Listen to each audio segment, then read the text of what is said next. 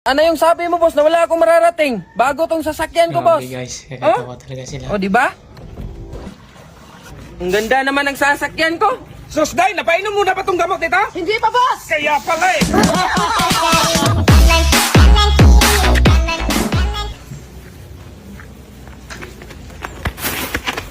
Uy, Mas nakaw! dudong. Mayaman ako nito.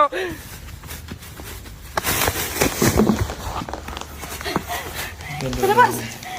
Kanan kiri.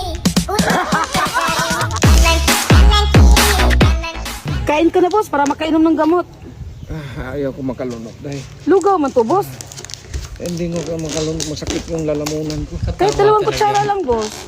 Hindi ko nga malunok yung lugaw, kutsara pa kaya.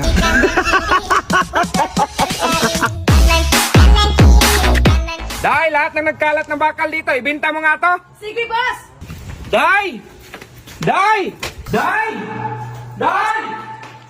Day! Day, saan ba yung sasakyan sa kamotor? Ibinenta ko na, boss. Sabi mo kasi lahat na bakal ibinta. Sus, Day!